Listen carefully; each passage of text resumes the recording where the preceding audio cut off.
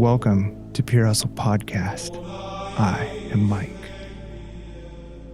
And this is Orlando.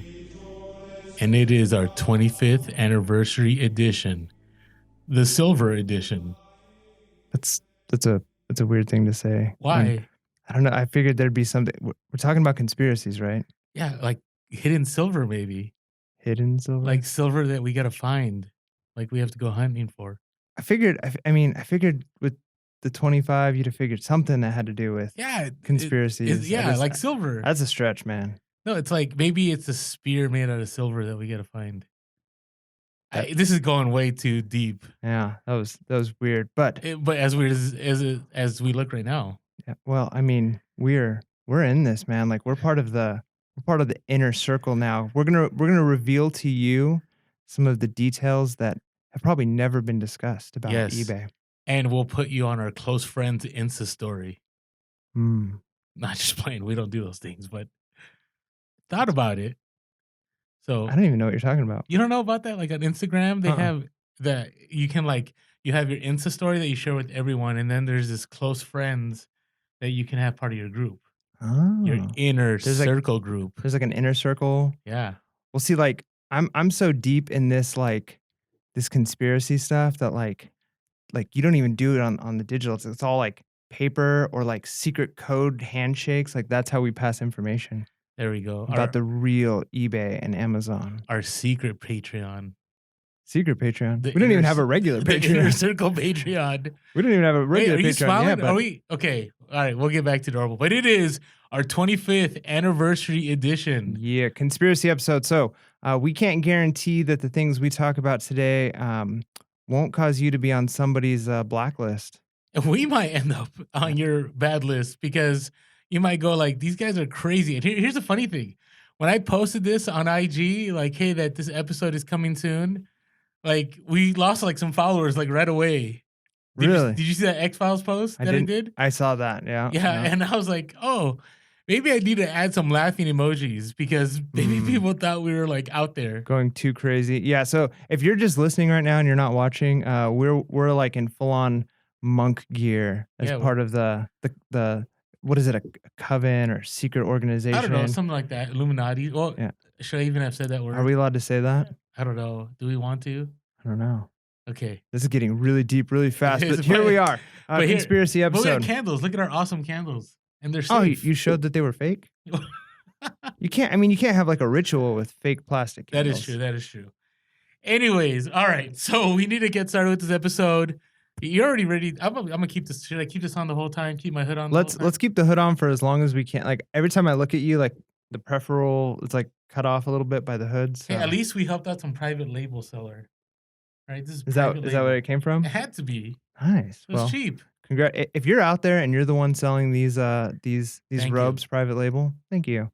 That's an area we have not ventured into yet. No, private label. Not anytime. Well, maybe after Q4. We'll see how Q4 goes. No. All right. So this is our conspiracy episode. Now, it's probably going to be one of many. Is there that many conspiracies? There are. It's funny because when we ask people, I got things that I never even thought about, never even heard.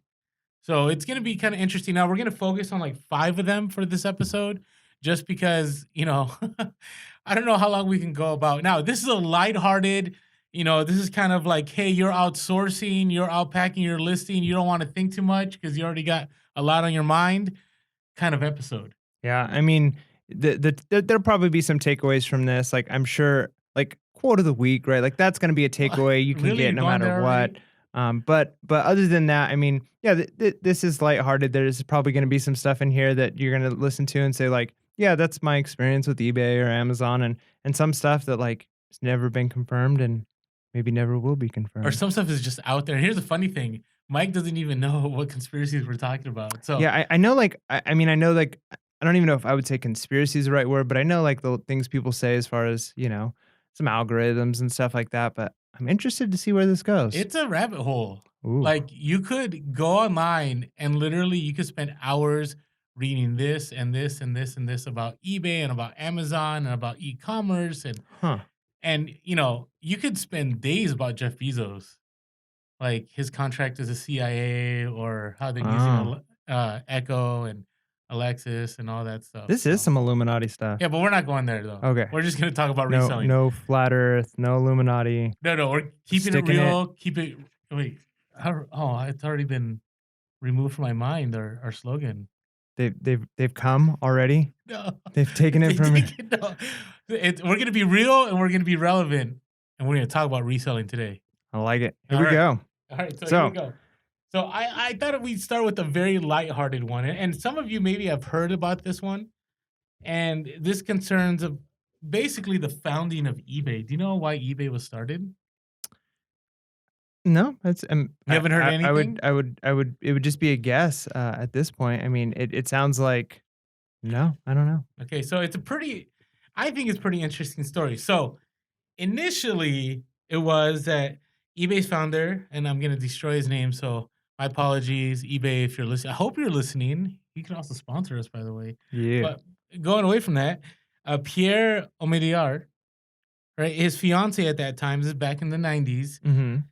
According to the original story, she wanted a place that she could sell her Pez dispensers and collect Pez dispensers. And that's how eBay got started. Yeah, I could see that. I mean, what year was the birth of eBay? If you have that, the birth of eBay was September 1995. 1995. It wasn't even called eBay back then. Huh? Yeah, because I'm trying to think of like, I'm sure we'll talk a little bit about how it got started, but like I'm thinking of like the internet back then, and like what I was doing on the internet, right? And it was like, yeah, 1995. Yeah. That's like, and then all the sounds that come Yeah. with it. Yeah, and you got AOL on like a disc. Oh, like, AOL, and you had to pay for like certain hours of time. Yeah.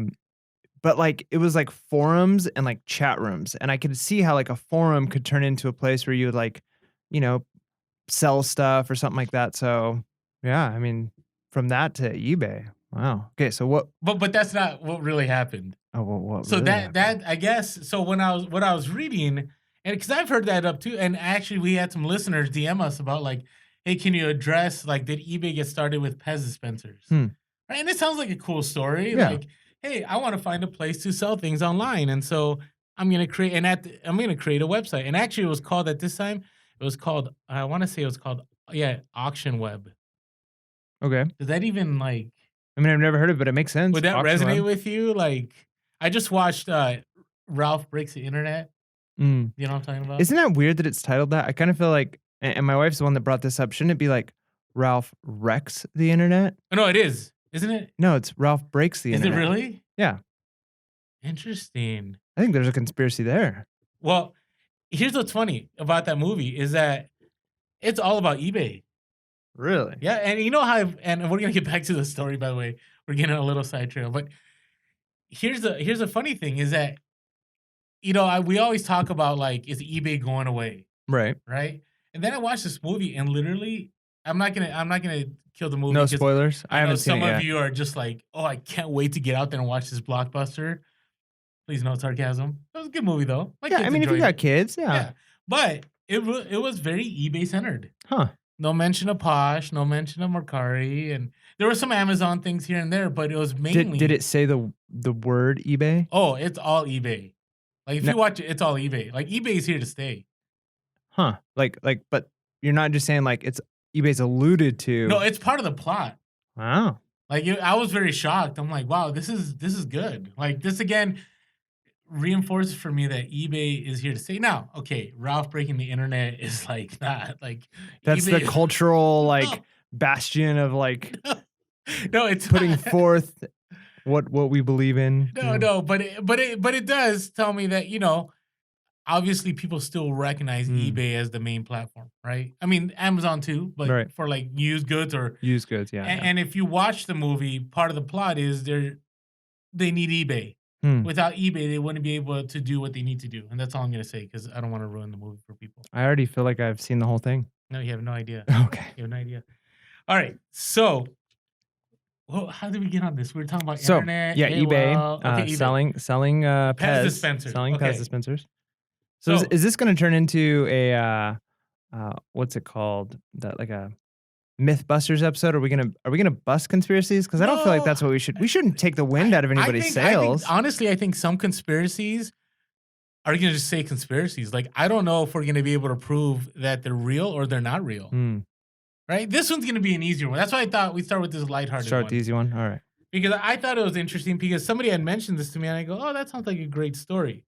Right? And then I came across some news articles and basically it was this idea that, people had been interviewing the fiance and wanted to collect, but actually the story was kind of molded in a certain way, right? To sound cool. You get what I'm saying? Right. Right. So when I'm reading it, what they said in the CNN story is nobody wants to hear about a 30-year-old genius who wanted to create a perfect market.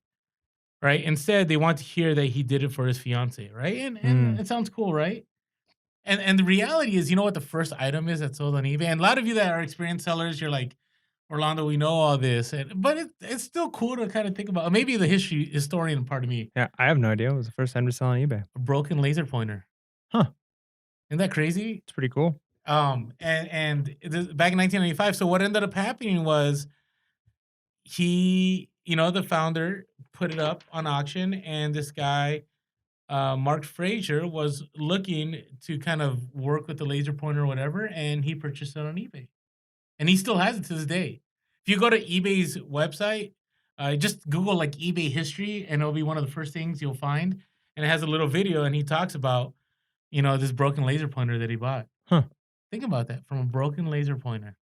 It's crazy. Yeah, it's growth, man. It's Things. but if you want to go back in the day with eBay, like you could back in those days, you could sell anything on eBay. You still can sell anything, but, there's zero listings and there's like, Mm. you gotta be careful here, you gotta be careful there, your site you can be suspended. But back then, like, it was still the place to like, you could sell what you wanted. Yeah, I mean, I feel like, and we talked about it a little bit before in past episodes, but I remember hearing the stories of people like selling a jar with like breath in it from like a celebrity, Yes! right? And like a I've seen picture of that. like a celebrity on a red carpet and somebody holding a jar out as they're walking by, and then they close it, and then like here's the jar, or like the one that I remember that was like a scam that was going around for a while was when Xboxes first came out and people were selling Xbox boxes, and they put in the listing, "This is an Xbox box," Really? and people were buying them for full prices if it was the console, but it was the box for an Xbox. What? But people were getting confused That's because crazy. um, That's scammy. it's super scammy. But like it just tells me like people would buy anything, right? Like, Well, I'm looking right here, you always have the grilled cheese sandwich that look like the Virgin Mary. okay, Okay, you got, let's see what else. A ghost in the jar was one of them. okay, ghost in a jar. It sold for around $55,000, Oh, we're selling the wrong stuff, man. right? A haunted rubber duck for $107. A Dorito shaped like the. Anyways, I can go on and on and on. But see, this is why I like eBay. Like you can still sell pretty much anything. So I know this isn't an eBay centered episode. I think it should be. But we're going to talk a lot about eBay. I think it's scary to start talking about Amazon. Why? Because Alexa's listening. We don't Well, have one in here, do we? this is well, I mean, things start to get really serious when you start talking about Amazon. Actually, I was listening to something today about how scary the mics are, like on Siri and Alexa, Oh, where you can have music blasting and you just whisper and and it like hears it you. hears you. Well, I mean, it's obvious. I mean, we all saw the whole, Facebook going to court and the advertisements and all that stuff. But I mean, people have been saying for years, and it's so true. You talk about like a random thing, and like I know this because like my son just had his first birthday party, and so like we're buying like the most bizarre, weird things. Like, oh, we need like a pop up circus tent, right? Like a little tent. So That like is we pretty just mentioned interesting. that just in conversation, and then like a couple weeks later, a couple days later, in, random feeds on either Instagram or Facebook or while we're on Amazon, it's like suggestions and it's like this thing that we never What? looked up, but That is they're crazy. listening to you. They are. Wow. No, I get They. that. I think we should just like refer to them as they. Should we like capitalize the T in for the they? Like I don't they. know. We don't want to give them too much power. I Or don't know. They're character. listening. All right, so that's the easy one. Okay, so it's not MythBusters, but it's a great story. So it's not true. So he was just starting it to like make a bunch of money. No, well, he's just looking for a platform to sell stuff, right? And So there's did he create the story about it being for his fiance, or was that something that the company later marketed? Like, how did that story become the thing? I think I think it just caught on. I think the myth stuck. It basically here. Let me read real quick. Uh, Song grew frustrated to try to get attention of .com weary reporters. She hit on the notion of telling them that founder. So when I say Pam Wesley, it must have been well. That is okay. Pam Wesley is the fiance at that time. Okay, Mary Lou Song was one of eBay's first employees. So I guess she Hmm. just wanted to just So share this. reporters are, like, calling and asking, and she's finally, like, just comes up with this story. Well, it didn't just come up. I mean, I think like any story, there's truth to it, Right.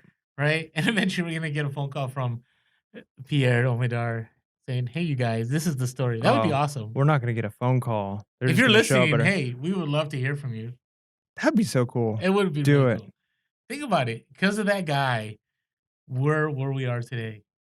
Think about it. Like we wouldn't be able to sell what we sell. It's. I just think it's awesome. Yeah. I just took somebody with that creative genius. We appreciate you. We do. We do. All right. So, pest dispensers, faults. Like I feel like we should have Ah. this huge like fault like come out on screen. Busted. Okay. All right. We're not doing that. All right. What about this one? What about Amazon keeps third-party sellers to prevent antitrust legislation? Mm. I saw a lot of people talking about like I Mm. went on Google. I did a bunch of research for this episode, and I had people talk about like, third-party sellers are only good for so long. What do you think about that? Yeah, I mean, we've definitely talked about it, and I've been saying for a while, like, well, when I first learned about how many of the sales are third party, it was interesting to me because Amazon's it's more of a logistic company than I realized. It's not. It's less of a store, more of a logistics organization. But Break that down a little bit. What do you mean by that? so I mean, even when I start talking to people about reselling and I'm trying to explain, what it is, I do, through eBay or like what you do through Amazon, people are shocked that things are not being sold necessarily by Amazon, right? That they're like, That's wait a minute, true. but when I buy it Prime, it's coming from Amazon, and I have to say, well, maybe, right? But not always, right? Like a lot of Yep. times, if it's fulfilled by Amazon, that doesn't mean that it was not a third party that sent in that item to Amazon. And Amazon is literally just a logistics company that's storing the items, making sure that it's all organized, the logistics are taken care of, and then when it's sold, that the right item in the right warehouse closest for the cheapest shipping cost gets shipped to the customer. Um, so they're Okay, that makes managing sense. they're managing inventory, which is why I would say they're logistics and not just a store. So like unlike Walmart, who's you know dealing directly with the wholesalers, they're not no third party is sending in stuff Oh, to no, there's third-party Walmart. Now, they don't have warehouses, but there's third-party sellers. on their online. Oh, yeah. Okay, I Yeah, mean that you'll makes sense, but I mean like as far as like what makes Amazon different is it's an online store, but it's different than a regular store in the sense that there are third party sellers. yeah, it's interesting. The other day when I was driving, I was listening to a talk show, and they were talking about that, how they had oh, you The hood alright, came off. It's too alright. hot, It is man. getting It's warm. warm. It is getting warm.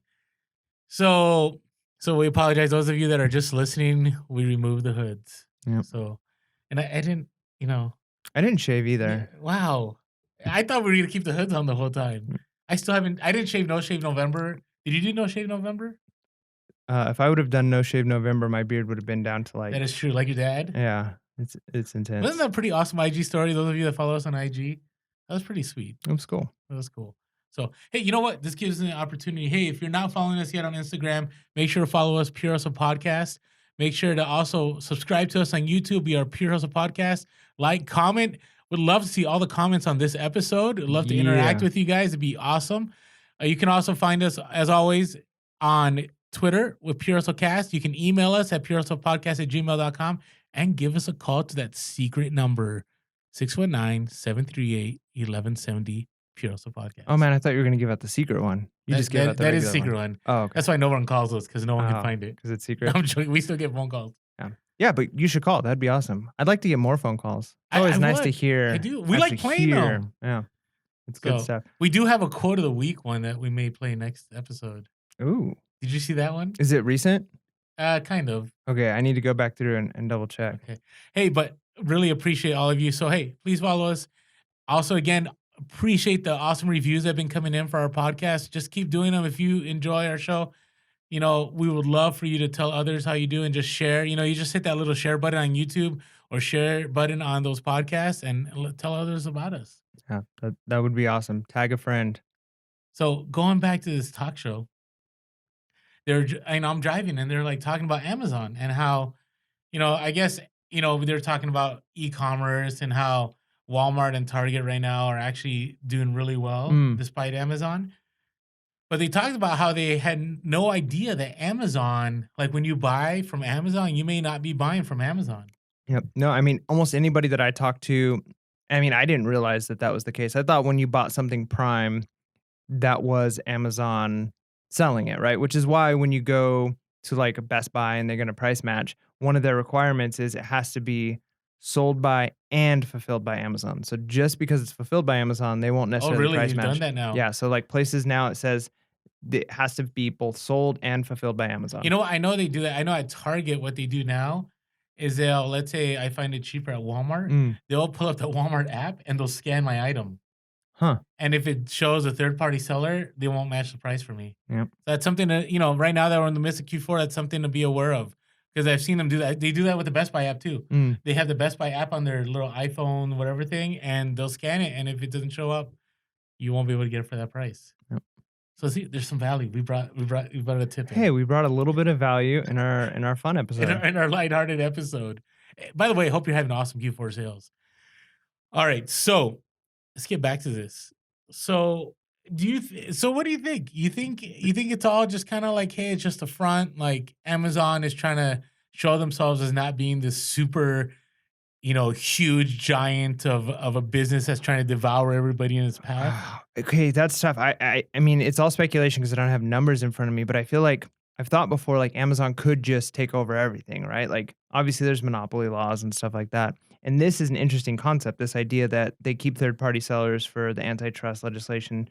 Um, but I don't know. I feel like they're getting the best of both worlds. Like Amazon has the buying power to keep the items that need to sell in stock and inventory, but then also they don't have to do all of the sourcing, like, people are sending stuff in, they don't have to keep track of what's the hot item, the hot toy. Mhm. They're not taking the risk, it's other people sending it, and if the people are wrong so if you're sending in, you know, boxes and boxes of a toy and it's not the hot item and it sits in their storage, well, you're paying their storage fee. They're not stuck paying storage for items that aren't selling, See, and right? that's what I It's thought about genius. too. That's what I thought. I thought yeah.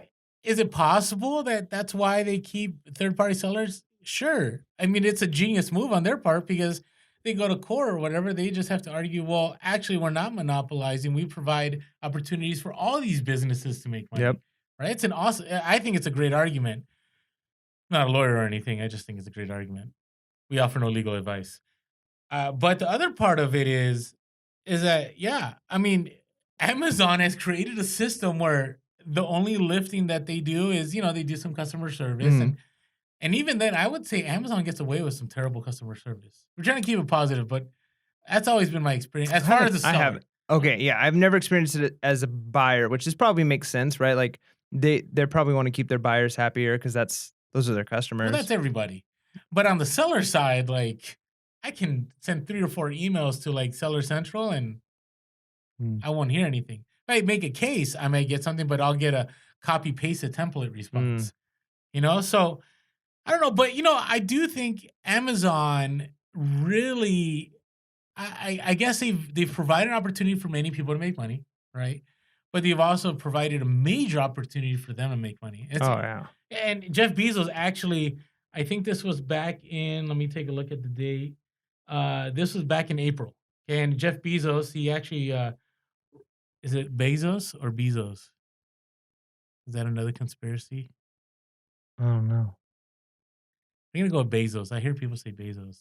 Bezos it I is. think Gary Vee says Bezos. Well, if your Well, boy, I Gary knew you were gonna go there. Vee That's why says I said that. So, anyways, so he said, this is what he said. This was at this is a recent shareholder letter back in April. He said that for the first time, more than half of its units sold worldwide last year came from third party sellers, that over 140,000 businesses topped 100,000 in sales. So for me, I guess it's a revenue maker for Amazon. I don't see. I guess it's a relationship for both, right? Mm, It works for both of us. Like, and we talk about that. Like the Amazon sandbox, it's a hard sandbox to play in, mm. right? It's not like eBay. eBay, the point of entry is pretty easy. And, they did make a lot of money from us third party sellers. They said income surged 92%. This is in the first quarter, increasing more than twice as much revenue, which rose 43%. Revenue from third party sellers, I'm reading this from a CNBC report. Revenue from third party seller services, which includes commissions, fulfillment, and shipping fees, increased 44% to $9.3 billion, accounting for 18% of total sales. Wow. 18%. That's a lot. It is a lot. That's significant for a company that's putting out the volume of sales that Amazon does. And that's first quarter. We're not talking about even Q4. Right. I don't even know what the numbers are in Q4. I'm sure they're staggering. And, Now, when they say third-party sellers, that's also taking into account obviously private label and correct. things like that. Okay. Yeah. Which again is genius on Amazon's part, right? The fact that all these private labels that people are investing in and hoping work and like they're not taking any of the risk on it. And And if it then they sells, take those items too. Like yeah. if they're not patented, they create their own and they have their own private label. Yeah. So which that's the one part about private label I'm just kind of eerie about. I mean, it's already hard enough with FBA that Amazon can come in and totally destroy Mm. profits on an item, right? But then on private label, it's even worse, right? Because you have a major investment in it. So Oh. it's something to think about if we go down that road. Yeah, I mean, and we talked before too, like these companies, um, obviously revenue is key. That's the bottom line. They want to make money, but they trade in information now more than ever before. Like information and data is like a currency for these companies. And you think of a We've company, talked about that yeah, before. if you think of a company like Amazon with the amount of data and information that they have coming in at any moment, and that's part of it is which items are selling. Like they don't have to take the risk if all of these third party individuals are sending in items, doing private label, they can let the top 1% of selling items rise to the top and then be like, "Oh, that's where we're gonna put our money," because they have all the data and information and didn't have to take any of the risk on it. And that's why Bezos is probably going to be the richest man in the history of mankind, at least for a while. Amazon's taken over. It really is. Anyways, all right. I want to feel safe at night. Let's go on to the next topic. So this is not a conspiracy, but people have brought this up, because there's still people that are kind of doing this. Somebody had asked us, do you still really need a white background for better sales on eBay? I think we talked about that in a We previous did. episode. And you mentioned that eBay said you should, but I've noticed 2 things on this. Oh, really? You're backtracking on this. Okay, so and part of it is again, I don't have nearly enough data to say one way or the other. Okay. But I'm just thinking, even as a buyer, when you're buying something used, so if you're buying new items, if you're buying a new toy, if you're buying something like that, and you want the Amazon experience, you want a white background and you want as close to a cutout white background as possible. True, true, true. You want it to look like you're buying from the manufacturer. Like that's what you want to feel. Yeah. Now, if you're buying a used item, if it's somebody who's like selling their, vintage lunchbox of, Scooby Doo or whatever it is, right?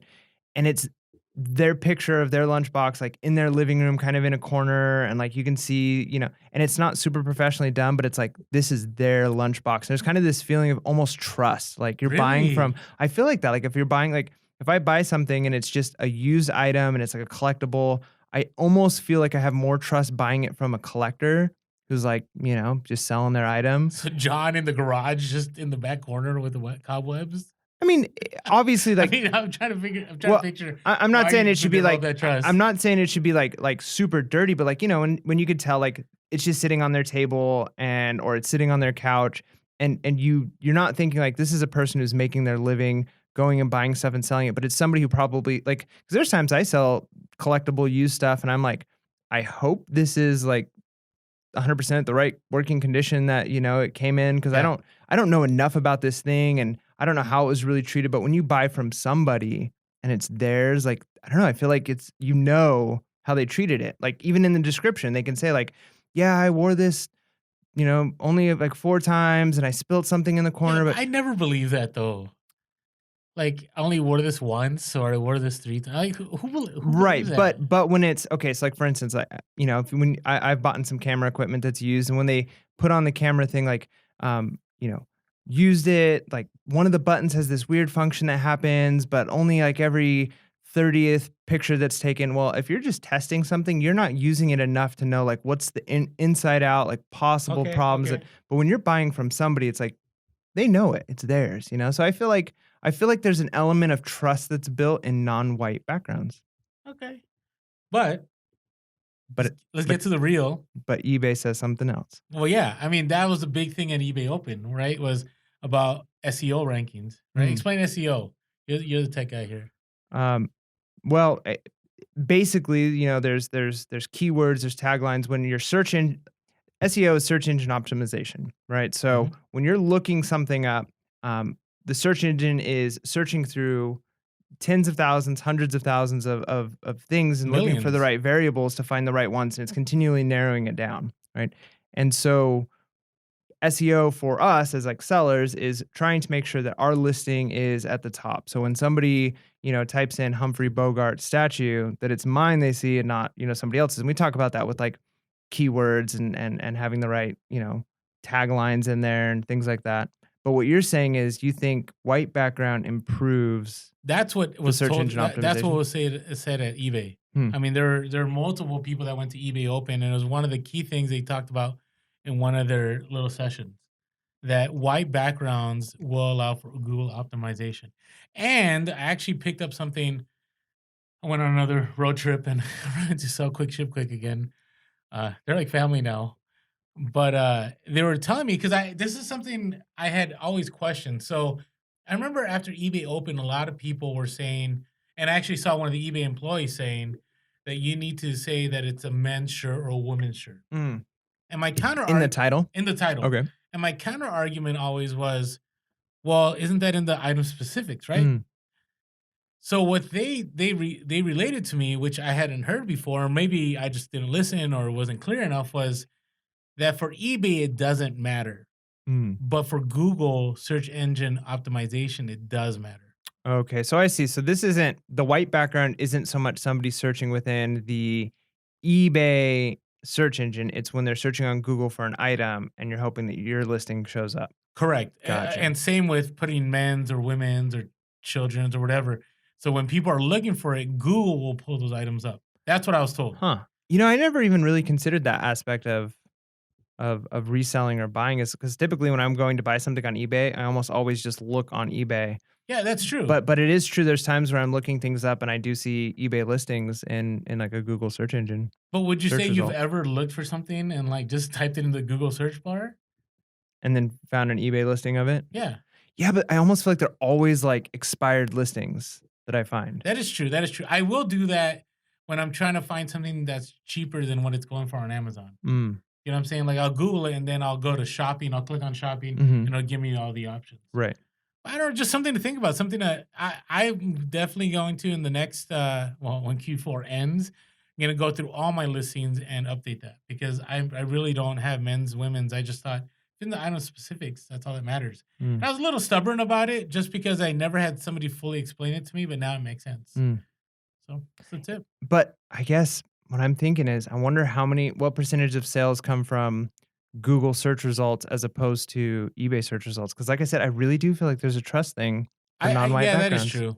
'Cause, like, I was even thinking just like Craigslist, like, if you were to buy something on Craigslist, the worst like, what I hate more than anything is when, like, the pictures are clearly, like, copies of, like, the Amazon picture of the item Oh, as yeah, opposed to, yeah, like yeah. I'd rather just The see, like stock photos. yeah, I'd rather see instead of the stock photos, I'd rather see, it in their kitchen, like, if I'm buying, like, I don't know, a kitchen gadget, like, I'd rather just see it in your kitchen, like, next to other stuff in your kitchen, Mhm. because then I know what that one looks like, right? It kinda builds, like I said, that trust, so, I don't know, I wonder how many that might be something to look up, I wonder how many sales come from, outside of eBay. I don't know if you know where that data is, send us a DM or shoot us an email. We'd love to hear. That would be great. Or put on a post and tag us. I mean, I'm good with that. Yeah, and then what are your experiences? Like, I mean, I know some of you guys are really big on the white background, and I'm sure some of you are, still doing Or just eBay's big on it. that's Just true. going there. That's true. But like, I don't know, like, have you found more success with items with like the rustic background or a red velvety back? Like, Brand nobody what has been background. your most sales? Like, what's the background you feel like you do most We should success just with? do our eBay listings right here with that background. With this background? Yeah, maybe Let's we'll do sell it. more. I'm just joking. Maybe if we're selling Pure Hustle podcast stuff. Pure Uh, Hustle podcast uh, mug. hey, we do have it. We are getting mugs. We do have our new shirt Our design. new shirts are in. Do we want to show them? We'll go next episode. Next episode, they are so comfortable. Oh, I love them. Yeah, well, yeah, they are. We're still back and forth about the logo placement. Oh, it's amazing. I think we need to do an IG story. Like, what do you prefer, old design or new design? You could try it. Okay, we'll see. All right. So I think we answered that question or that conspiracy. It wasn't like a conspiracy, but it was good. But here's what I think the real conspiracy is. Is eBay just wanting you to do white backgrounds to help them or to help you? Oh, like to Because be more like Amazon, you mean? well, yeah, I mean, because if your images are showing up in Google, does that help them come up more in Google or help them sell ads or is Oh, it really helping you? that's a very good point. That's the conspiracy. Mike's, Who's it really helping? you're like a Snopes. Like, you break down these I just wanna conspiracy. know. I wanna know. Okay. All right, let's get to now we're getting to more conspiracies here that are maybe practical, maybe ones that we really aren't going to end up anywhere with, but just to talk about. So, have you heard about eBay imposing secret limits on sellers? Like selling limits. You ever hear about that? It's Yeah, kind of an older rumor conspiracy, like 2014 kind of old, but I still hear it. so, like, when you say limit, are you talking, like, hard limit, like, this is the total amount that they're gonna allow you to sell?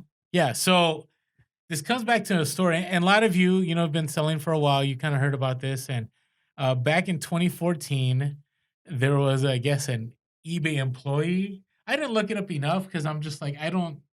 I guess it really was a legit eBay employee by the name of Jarvis and had like this eBay username, and Oh, man, this does sound like a conspiracy. no, it was good. And Jarvis is coming out. so this internal memo came out, and the internal memo basically said that there's like a silent selling limits. So there are selling limits, like it tells you how much you can sell, right? You get like, Right. Yep. you could do 70,000 or you could do 2 million or whatever it is. Yeah, some But outlandish number that you'd be, thrilled to the moon to actually make. yeah, Yeah. yeah, don't you love that? Like, they make you feel better, like, "We've upped your selling limit to $10,000,000." You're like, "Yes."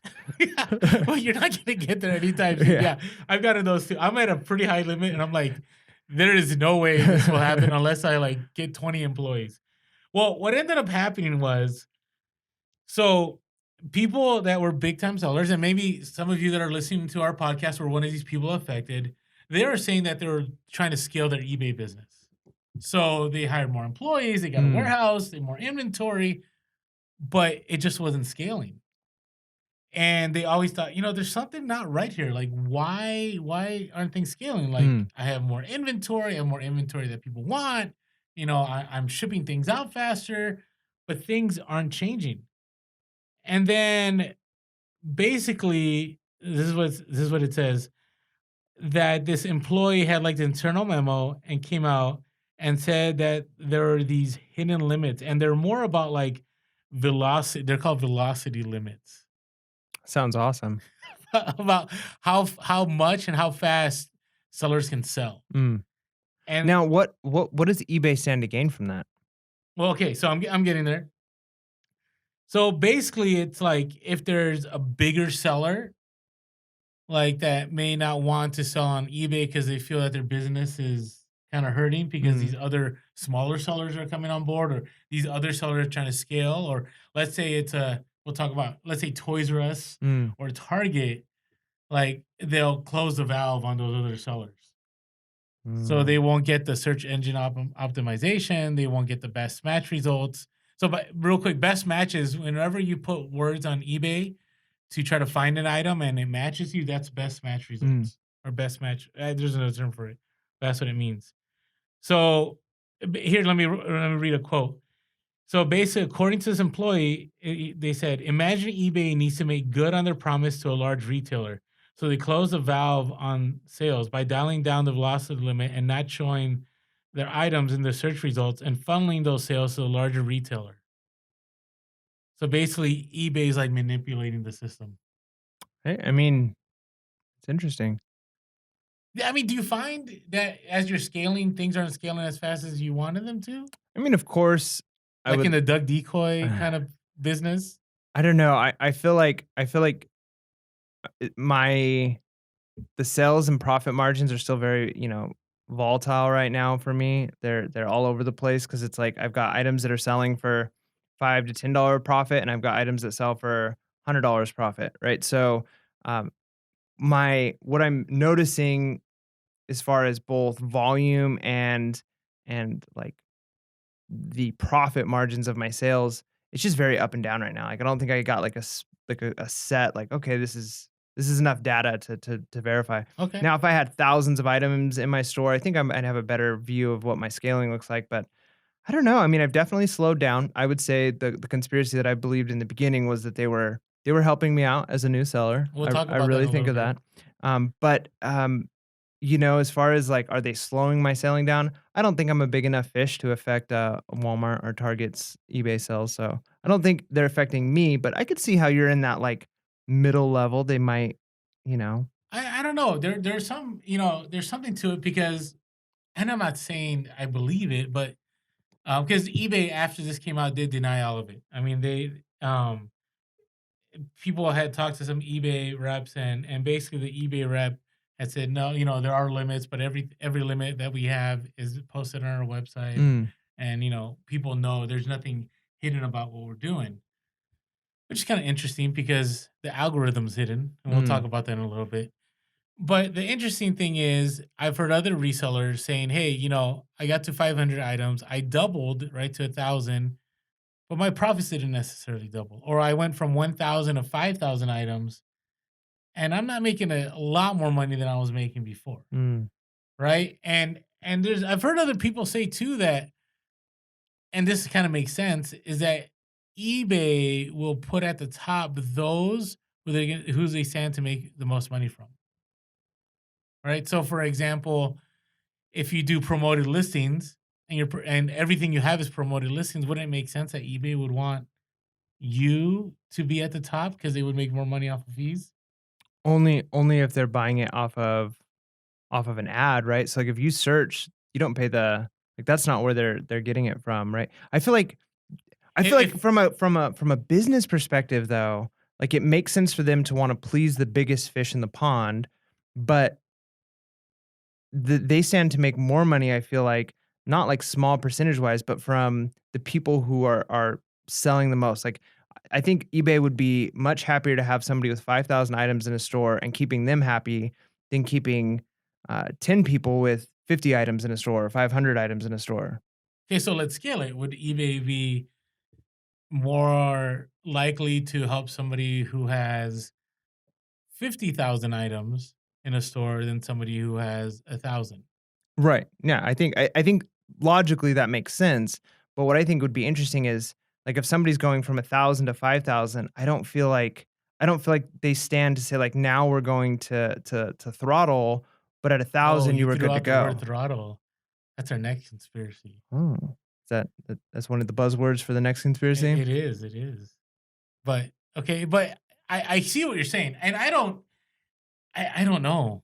I mean, this one Like, I get is the idea of, like, hook them in the beginning, like, make sure they get to, like, 100 items, like, that might be their magic number, right? Like, once they have 100, we've got them. But then from there to, like, however far they scale, I don't see what they would stand to gain to, like, lower you unless it was. I think they have a lot to gain because if they have and let me look at let's look at the positive side, Mm, right? Why would it be good for eBay to limit sellers? What do you think? What are some ideas? I feel like we're in class right now. Let's have a discussion. I don't think there's anything good about that. Well, okay, Now I know what you might be fishing for is this idea of, like, well, then it allows, everybody to win and more people get the opportunity to sell items but realistically, I'm all for, like, whoever's hustling the hardest, let them win.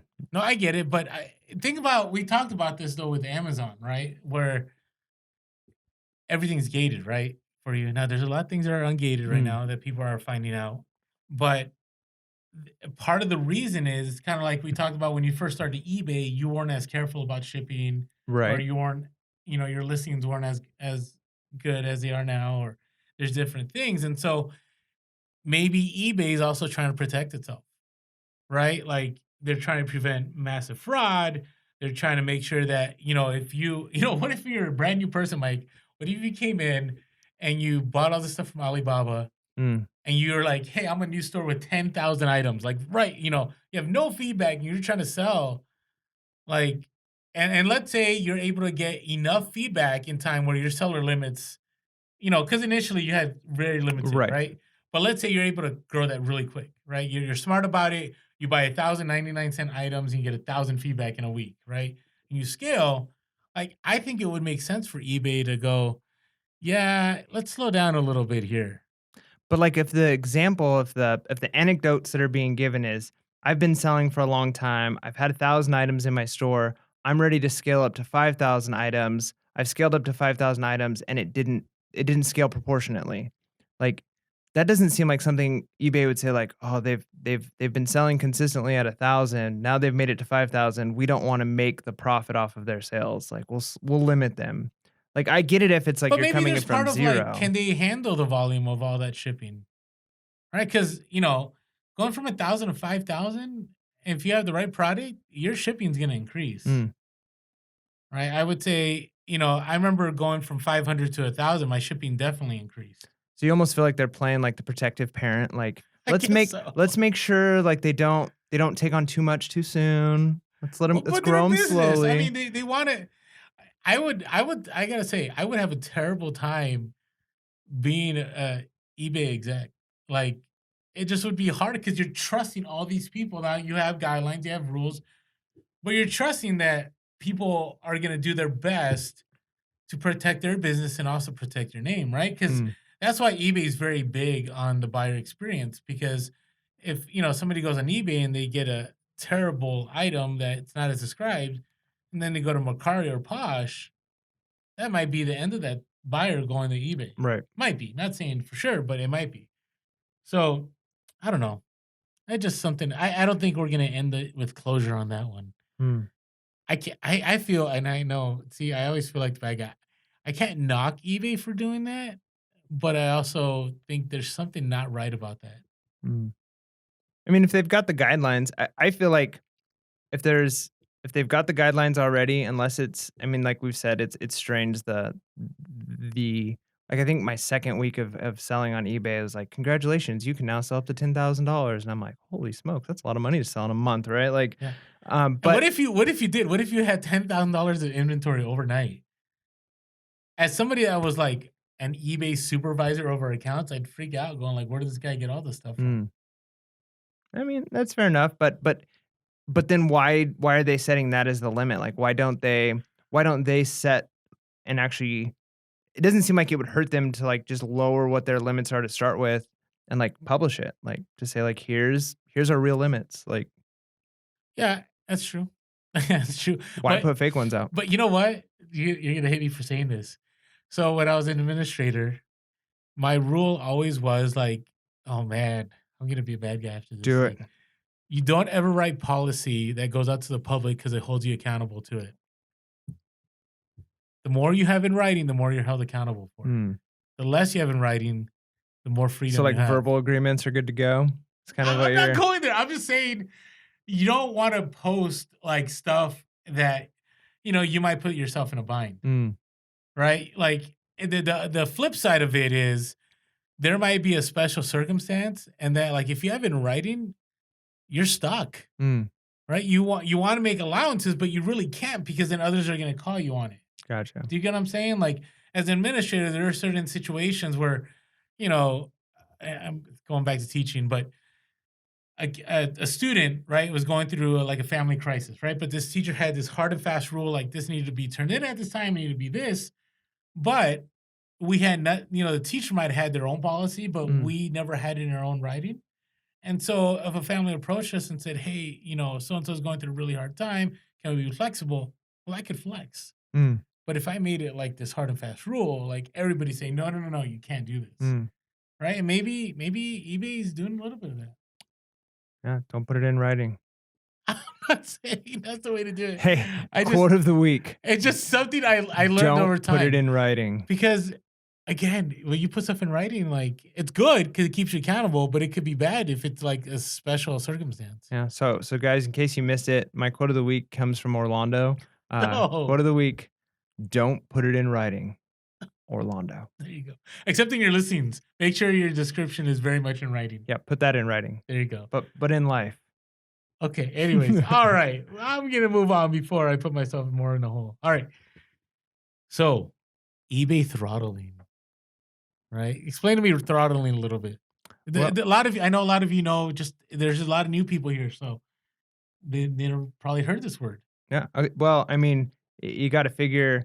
Um, I don't know what metaphor or analogy I should use for this idea of throttling, but basically, flow is going through. It gets restricted, right? Like a hose, you put a kink in it, you start to squeeze it, you don't let as much of the water go through. Okay, It'd be throttling, right? Like you've got um, restriction coming in, allowing less flow to go through, and so I'm assuming for eBay throttling, we're looking at kind of what we were talking about, a little different than velocity limits, but as far as how much, like, preventing you from making sales, as it were. yeah. Well, okay. Have you done this or you've listed something, and then after you list it, you search for it and you can't find your own listing? That's never happened to you? I don't know if I've ever searched my own Try listings. it. Is that something I should do? You should try it. Huh. I will tell you, sometimes you can't find your own listing. And I'm not being conspiracy about it. It's just that's how it is. Now, is that, like, immediately after listing it? Like, it takes time for them to get it, like, situated, or is that, like Yeah, sometimes it's media, but I've had it where it's like, or it might be like 4 pages down, mm, right? Like you just where unless you put it at most recent, like you won't see it. But I've had it, and other resellers probably will attest to this. That yeah, you can list stuff, and then you try to find it, and you can't find your own listing. hmm. It's weird.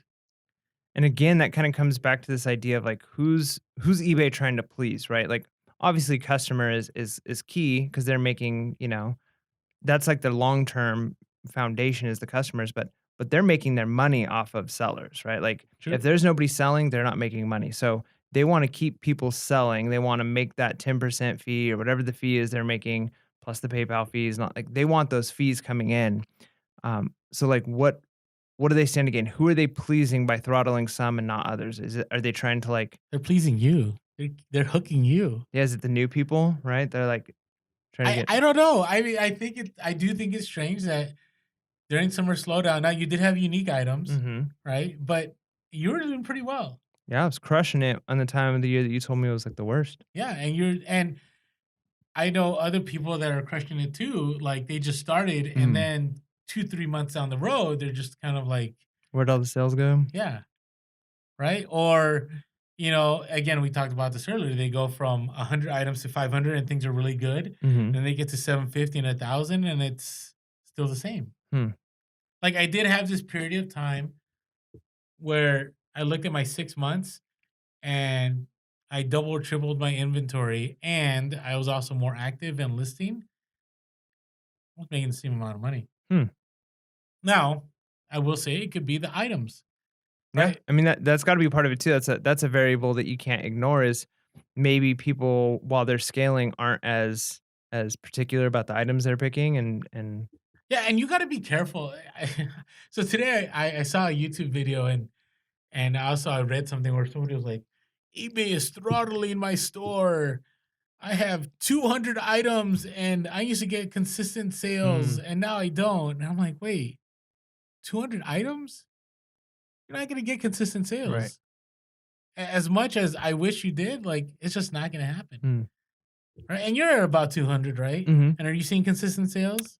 I mean, relatively, I mean, there's definitely, like 4 days at a time where there might not be anything, and then a week where there's a sale every day, and then another week where there's only 3 sales, right? So, like, it's up and down. And I would say have you had this is the other one, and we'll talk more about throttling. So what I find sometimes, like I'll list like, let's say 4 pairs of Allen Edmond shoes, Mm, and the next day I'll get like 2 Allen Edmond sales, but they're not the same shoes.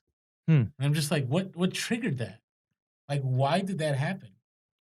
Yeah, I mean, if there's some secret algorithm they have built where they're They're trying Oh, to no, hook there's up. an algorithm, it's not a secret. Well, it's proprietary. Like that they're never when you mention they're not gonna release it, it makes sense for them not to release it. No, I get it, Like I get it. that coding is that's the Matrix? it's the matrix. That's the I mean, that's the value of that company, right? Like the company is ones and zeros. Like if you think about it. Okay. Like it is coding on a computer, maintaining websites, the servers, running the algorithm. Like that is what eBay is. And so all of these other companies that come in, one, that you need to build the branding, right? But like they have to deal with coding and developing the system that can handle the searches and the But results and why not just leave it open for everybody? I mean, because there has to be some algorithm, right? Because otherwise there wouldn't be any search engine optimization and you'd have no benefit for having better keywords and better pictures and better Okay. it would be like a free for all, right? So there has to be some kind of an algorithm in order to ensure that the buyer has the best experience. Now, if they can also utilize that to ensure that they're increasing the retention rate on new sellers, that's good for eBay as a whole too, right? Because it's good for No, the it makes company, sense. might not be good for you in the short term, but in the long term, if you're an eBay reseller, like you want eBay to do well in the long term. So would you say you've experienced throttling? So when I say throttling, let me take a step further. So a lot of discussion on forums and so on is that eBay purposely hides listings, Hmm. right? So, and in order to give newer sellers opportunities, or to give big retailers opportunities, and that, or they when they you do the best match. Remember we talked about best matches when people put the Right. keywords that they'll put yours further down in the listing on purpose because they're trying to get other people to be able to sell their stuff. And I don't know. I think there's some truth to that. And the reason being is that, like if there's a day where I get lowballed on an offer and I don't accept it, like it's crickets. But Hmm. I'll accept that lowball offer and I'll get like 3 or 4 sales like right away. I'm just like, where did that come from? Hmm. I mean, that makes sense too. Again, from their perspective, they want their resellers, their sellers on eBay on their platform to be moving items, right? Because it's a volume thing for them too.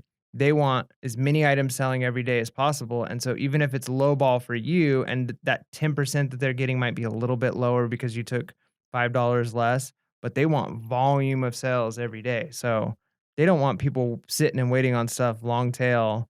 They want stuff going in and That out is of eBay true. quickly. I mean, I will say, and what I did in my research, I recognize that it affects dropshippers a lot, Mm, right? Because a lot of dropshippers, eBay isn't very. I don't think they're very friendly towards dropshippers. Neither is Amazon, but if somebody has thousands of listings, but they don't have all the inventory necessarily on hand, mhm. like, or they notice that like there's a lot of cancellations being made, right? Have you ever had something sold by is bought by a dropshipper to be delivered to somebody Yeah, we else? talked about it on one of the episodes where they were very specific, and I knew that's what they were doing, but I felt like I was being lied to because it was like, "This is a gift, but please don't gift wrap it, and please don't do this, and make sure to add this on the front, and add this thank you note, and don't do that." Like, they were telling me how to package my product, right? Yeah, Which is funny because I ship stuff in, like, you know, recycled boxes, and so, like, it's getting to them with probably you ship not them the like a Huggies diapers boxes. Those are my favorite ones. oh, I send in honest diaper boxes Nice, all the nice. time, and I was actually gonna ask, like, You should is put that like okay? drop ship on the front. I'm just joking. Is that okay to I mean, Yes, recycle boxes like yeah, that? it's totally Like, fine. Totally fine. Post office is totally okay with it. well, I know the post offices, they'll send I've seen, like, the pictures. Have you ever seen the forums of, like, what can be sent through the post office? No, There's, like, pictures of, like, people who've tried, like, various items, and they just put the right amount of postage on it. So they, like, took a brick and then, like, with a Sharpie, write an address and put the stamps on it, and they'd ship it, and the post office does it. Or a really? balloon, What, a you balloon? can stick the postage and the address on a balloon and take it to the post office, Will and it they will make it ship it. to? Is there? Can you insure a balloon? I don't know, but, like, they'll ship anything. But I just mean, like, as a reseller, like, are you okay with sending something in a box that says, you know, Huggies diapers on it. You know what? I go back and forth, but a lot of like it's like the thank you cards kind of thing. Mm, Like does having thank you cards increase business? I don't know. I myself have never used thank you cards. I've never. There was a point in time where I used to put clothing like in tissue paper, really Mm, nice, and I stopped doing that, and it didn't make things any better or any worse. And then boxes, I know tons of resellers that whatever box they find, I think people just want their item to be safe. yep. You know, I think that's a big thing. But I know some of you may disagree. So if you do, let us know in the comments. Yeah, there we I'd love to go. hear from you. Um, so going back to this whole throttling thing, we kind of lost ourselves. So the name of this algorithm is supposed to be, I guess, Cassini, Mm, right? Have you heard me throw that term around, Cassini? I haven't. Okay. Or if I have, they've erased it from my memory. Oh my goodness. Should we go back to our hoods? I'm Back just to joking. hoods. No, I don't. It's kind of warm in here. It is a little Are we warm. getting like? Is it gonna get really hot and the doors are gonna lock And then they're here. and then they're here? If you guys never hear from us again, it was a great ride. We really appreciate all of you. Thank you very much for Make sure supporting to Pure keep Hustle following us Podcast. on Pure Hustle Podcast on Instagram. Yeah, keep following us. Subscribe to us in the aftermath. All What right. what happened to Pure Hustle Podcast? There you go. We'll have a whole page set up. All right. So let's talk about Cassini real quick, though. So there is a search engine. I mean, we know that, right? There's eBay's and then there's Google, right? We talked Mhm. about those a little bit. And I think part of the things we need to talk about, though, is throttling real? Maybe. I think it is. To what extent? Don't know. And I don't think we'll ever know. I do believe that as a new seller, it would be a very, I guess, innovative way to hook new sellers, Yep. right? And I guess it would be an innovative way to keep experienced sellers, Mm. right? So, like, Because you just don't wanna be in that middle level, I feel like. I feel like if you're at the top, eBay will bend over backwards to make sure that your stuff's of selling and they keep course, you. why And if not? you're just starting out, they wanna hook you. But when you're just like that steady Eddie and you're like just a number for them, that's where it's dangerous. So, I guess the moral of the story is make it to the top. There you go. But it's weird, like, and I'm not saying this. I know this may bother people, but I've done nothing on eBay in like 2 weeks. Maybe I've done one listing, Mm, and that's for an item that Amazon removed the listing like out of nowhere.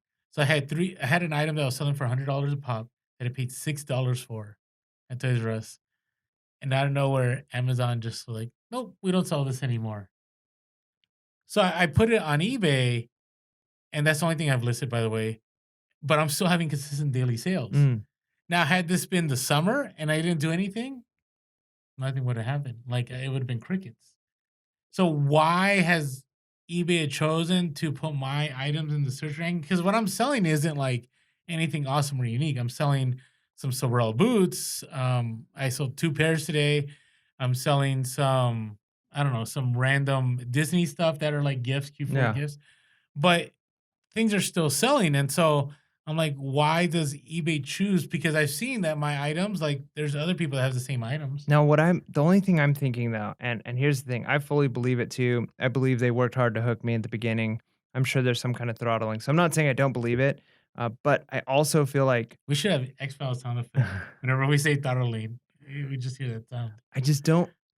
It's just anecdotal evidence though, like, because for you to make the claim, like, if this would have been the summer, it wouldn't have happened, like, who's to say that's for sure, right? Because it's not the summer, and then 2, is that eBay's fault, or does shopping on eBay in general lower in the summer? Are people looking at other like, there's a number of variables we don't know, and if it's just, like, our experience now, if the whole community of resellers kinda has a similar experience, that helps to kind of verify, but, I'm not a scientist, but there's no, like, control groups and all these other things to determine for sure. And there never will be, right? That Genius. okay. Genius, eBay. So I honestly do believe though there's ways to trigger the algorithm. Not What are you gonna give that like, what's the trick? What can I do to trigger it? it's a secret. Oh, You gotta man. you gotta join our group. Oh, I'm just messing. No. you gotta get one of these robes There you and a go. candle, a fake candle, and then you can be part of our group.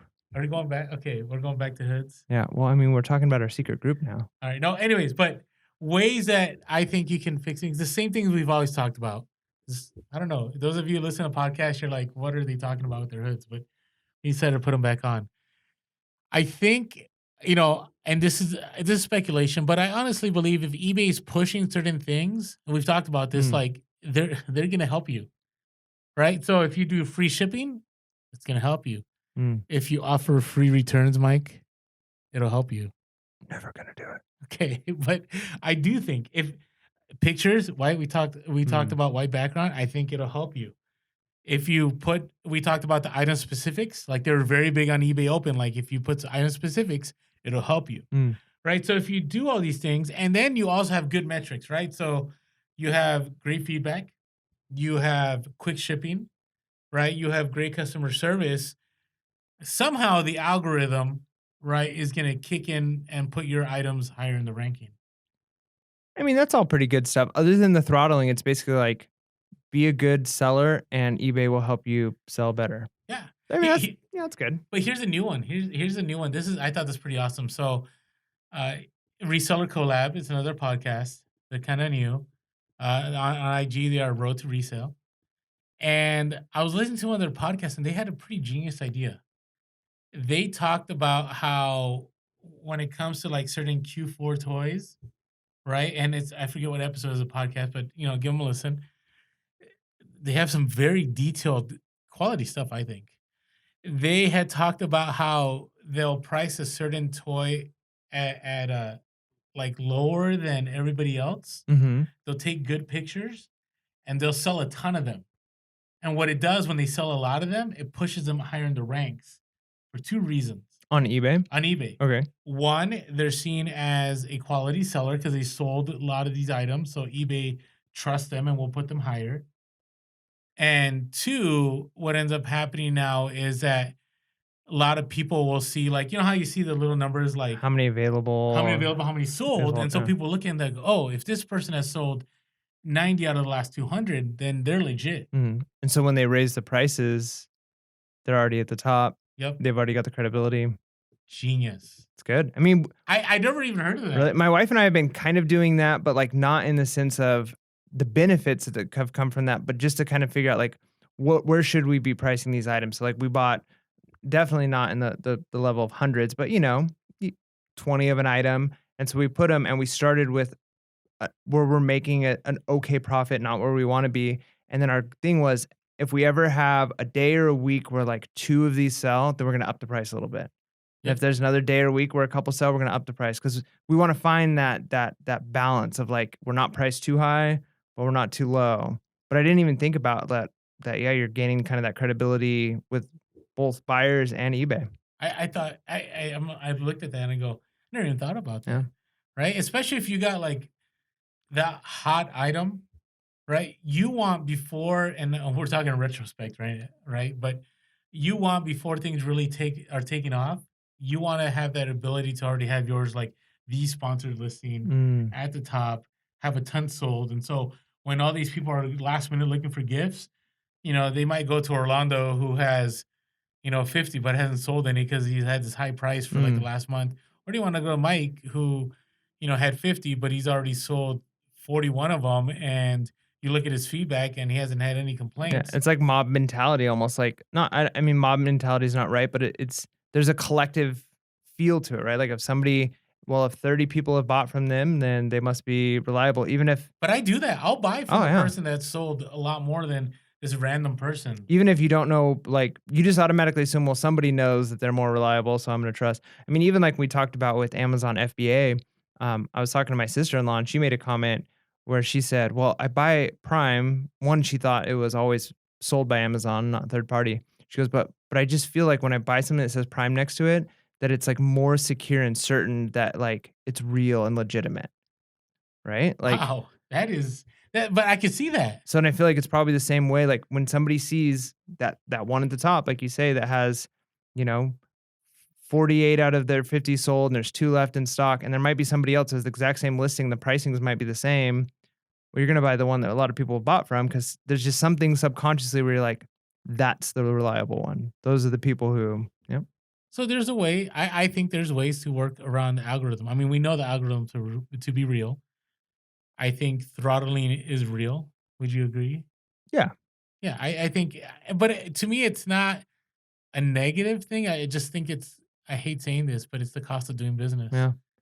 I mean, like you said, if you can find ways, if the algorithms are real and there's ways to hack it, I mean, do it, right? Figure out ways to hack the algorithm and get as much money as you can. And the other thing too is, like you said, like really where are we to complain unless eBay is completely stopping us from selling and making a living? Like, yeah, it might be nice to kind of project and say, well, I can scale and be at this place 2 years from now if I triple my inventory, but that's never a certain thing, right? Like, because markets change and items that might have been hot aren't hot anymore. So there's a lot of variables in play there. But I think the fact that we get to even utilize eBay and make money off of them, like that's a good thing. Yeah, I agree, and that's where it leads to, what does this all mean? Like, what do we do with all these conspiracies, right? Does this mean that we live in the shadows, right, Dun dun with our dun. hoods on, and we kind of don't come out, and we kind of just are? Wow, you went next level. Mike's head is completely covered. I think we've taken these ropes to the obnoxious level, Michael. Have we? When I'm using the term Michael, I think we have. There we go. But here's the thing. Like, where do we go with all of this? Like, okay, so let's say these conspiracies are real. Let's say Mhm, we already said eBay is throttling. Let's say Amazon is using us for their own purposes, which kind of makes mhm. sense. Let's say that, in the end, like there are secret limits. There's all this, like, so where do we go with this? Do we leave eBay? Do we leave Amazon? I mean, what do we do? What do you think? You wanna know my answer? Yeah, I want to know your answer. My answer is the if all of this stuff is real, pay attention. If Well, are we in class? if all of this is Okay. real, this changes everything. Just kidding. It doesn't change anything. Like, really, it changes Okay, nothing. I was like, where are you going with No, this? no, it doesn't change anything because, like, if I were to if someone were to come to me and say, how do I make money selling on eBay? How do I do this hustle thing? I would give them certain pieces of advice, right? Like, work your butt off, right? Like, always be outsourcing, always be listening, take good pictures, do your research, um, use multiple platforms, right? Like figure out what your best fit is. Maybe it's Poshmark, maybe it's a mixture of Poshmark and eBay and Amazon, but don't be too narrow. Constantly be doing more research, constantly be listing, constantly be buying things. Like I don't think that changes with any of this. No, I agree, In and that's fact, the algorithms kind of say do that, right? no, they do. I mean, the algorithm, as much as I not a fan of saying this, it pushes you to be a better seller, right? It makes you take those risks to produce more sales, Mm. right? You may not like free returns, but again, it's what's the standard industry or industry standard. Yep, industry Sorry, standard. Yeah. they're messing my The mind. standard in the industry. Yeah, there you go. And so what this all means is like, you can jump off, you can go to Spotify, or you can go not Spotify. Yeah, go to Spotify. Start a podcast. You can go what is it called again? The other selling, oh my goodness, I can't believe I just called this Spotify. Mercari, No, no, no. Poshmark. If I oh my goodness, how dude, well, this is why it's not see, it goes I just looked it up selling on Spotify. Anyway, Selling on Spotify. that's what it did. It says it's just crazy what came on. Um So, anyways, wow, this is terrible. We're gonna put this. Are we gonna edit this? Nope. Okay. Anyways, there is. It's. I can't There are different remember. platforms that you can sell on. Okay, we're gonna go. We're gonna get lambasted in our comments. That's okay. You know what? Shopify, Shopify, Shopify, Shopify. Boom. That's what it was. I can't believe I said We should Spotify. we should make that a meme. Orlando space and it just says Shopify, Shopify, Shopify. Go sell on Spotify. You know this is so organic because we're gonna end up putting this out there anyways. Okay, so you can go on Shopify, right? But it's work. Mhm. I mean, it's not only just work of sourcing or finding a private label. It's like you got to bring traffic, Mm. right? This is kind of like back to episode 1.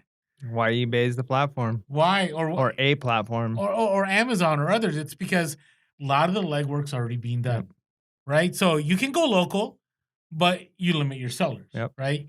You can go Shopify, right? But when you Shopify, right? Okay, Shopify. you can go Shopify, but you got to find ways to gain traction, right? Mm. where eBay already has that set up for you. Amazon already has that set up for you. And if you want more, you can do promoted listings on eBay. You can do pay-per-click on Amazon. You could share closets on Poshmark, right? There's things to do. And so I guess Mike and I were both agreed, like, it doesn't change what we're doing. Yep. We got to be aware of things, but in the end, we're in other people's, what others have said, we're in their sandbox. Yep. And realistically, the harder you work, the more you do, ultimately your profits are going to reflect that. You know, whether your scaling doesn't As long as you're doing it right. Yeah. I mean, if it might not be as linear as you're hoping, right? If you're looking at like a graph, thinking like, you know, the growth is going to look exactly like this, but I think what you can say probably without much, like you said, if you're doing it right, is if you work harder and you do the right work, your profits are going to increase over the long term. Agreed. And it may take a month, it may take a year, it may take longer. You know, it's laying that foundation takes time, right? To have consistent sales, to have consistent profit. You know, for some people, it could be done in a month. Others, it might take a little longer. It also depends on what you like to source. It also depends your comfort level on some of the risks that eBay and Amazon want you to take, or your willingness to abide by those guidelines, like all those things. So just things you gotta think about.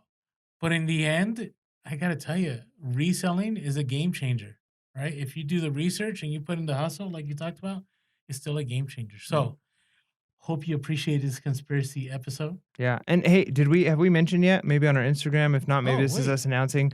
We're going to the Posh Live in Oh, we Orange are, County. that's right. Is it Orange County? Is that where it is? It's Costa Mesa. Costa Mesa. Okay, so By the way, I don't even sound Posh. yeah, no, my wife, I was at work and she sent me a text message and she's like, Posh is having an event. And I was like, oh, cool. And she's like, I bought tickets for us in Orlando. And I was like, sweet, right? So we're all going. So if you want to meet Pure Hustle Podcast plus my wife, come on down. We'd love to see you. She's part of Pure Hustle Podcast. She is. She's the other member of Pure Hustle Podcast. She's the behind the scenes Pure Hustle Podcast. She makes sure our podcast don't go too long. That's right. Yeah. Got to get home to the kid. Oh, if you guys only knew what it took to get this podcast going tonight. It was some work, but we appreciate you guys, and we really enjoy. I enjoyed this episode. Yeah, it was fun. It was fun. So, with all that being said, hey, don't let these conspiracies get to you. Yes, there may be truth to them, but in the end, you got to make sure you're always being real, be relevant, and be reselling. Peace.